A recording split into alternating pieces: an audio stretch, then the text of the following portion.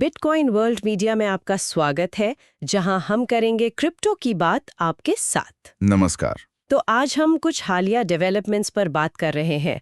कुछ रिपोर्ट्स आई हैं अमेरिका और भारत के व्यापार को लेकर। जी हाँ, असल में बात शुरू हुई है अमेरिकी राष्ट्रपति डोनाल्ड ट्रंप के एक हालिया फैसले से। क्या फैसला है ये? उन्होंने भारत से आने वाले कुछ सामानों पर करीब 50% तक का टैरिफ लगा दिया है। 50%? ये तो काफी ज्यादा है।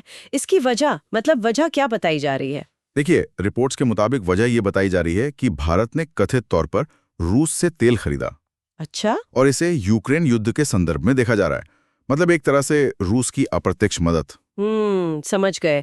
तो ये जो कदम उठाया गया है, इसका भारत पर क्या असर दिख रहा है, खासकर अर्थव्यवस्था पर? बिल्कुल। और रिपोर्ट्स का जो मुख्य फोकस है वो है भारतीय अर्थव्यवस्था, और उसमें भी आईटी सेक्टर पर इसका क्या असर पड़ेगा। IT sector? वो क्यों? क्योंकि देखिए, जो आंकड़े हैं वो बताते हैं कि भारतीय आईटी सेक्टर की लगभग 60% कमाई वो अमेरिका से आती है। 60%?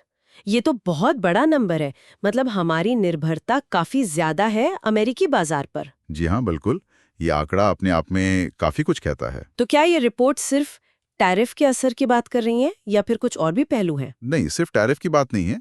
एक और अहम मुद्दा उठाया गया है, वीजा नियमों में सख्ती का। वीजा नियमों में सख्ती मतलब ये कि ट्रंप प्रशासन के जो कदम हैं उनसे भारतीय आईटी प्रोफेशनल्स के लिए अमेरिका जाकर काम करना शायद और मुश्किल हो सकता है। अच्छा, तो अगर वीजा मिलना मुश्किल होगा तो कंपनियों के लिए तो लागत बढ़ जाएगी, है ना? हाँ, बिल्कुल। अगर उन्हें वहीं मतलब अमेरिका में या आसपास के देशों में लोकल लोगों को हायर करना पड़े। सही पकड़ा आपने।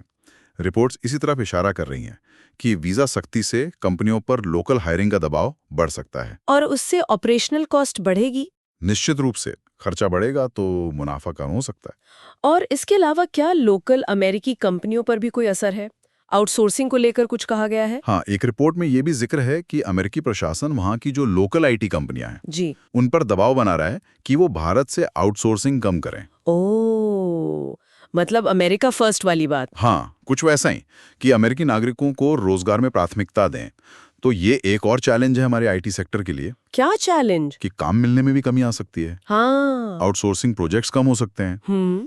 तो कुल मिला के देखें तो आईटी सेक्टर पर कई तरह का दबाव है। एक तो कमाई घटने का डर है 60% वाले फैक्टर की वजह से। सही। दूसरा, लागत बढ़ने की चिंता है वीजा और लोकल हायरिंग की वजह से। और तीसरा, काम कम होने की आशंका भी है। बिल्कुल। ये तीनों बातें मिलकर एक मुश्किल तस्वीर बना रही हैं। यहाँ पर एक और बात का जिक्र था रिपोर्ट्स में, कुछ क्रिप्टो को लेकर। हाँ, वो एक दिलचस्प पॉइंट है।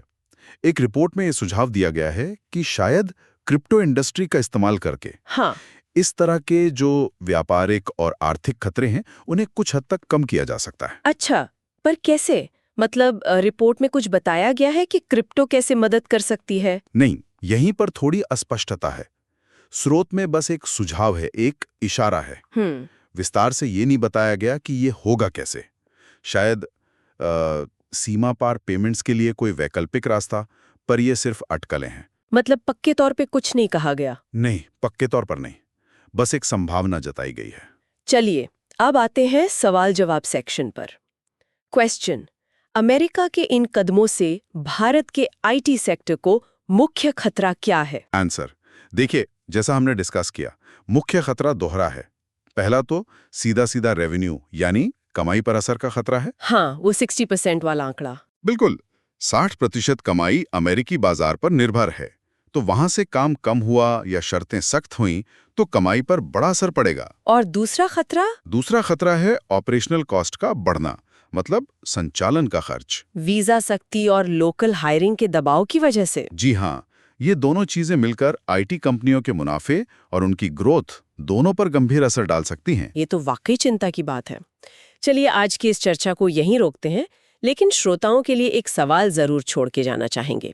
सोचने के लिए सवाल: क्या आपको लगता है कि क्रिप्टो जैसी नई तकनीकें देशों के बीच व्यापार और राजनीति से जुड़ी ऐसी बड़ी आर्थिक चुनौतियों का सामना करने में सचमुच मददगार हो सकती हैं, या ये अभी सिर्फ एक दूर की सोच है?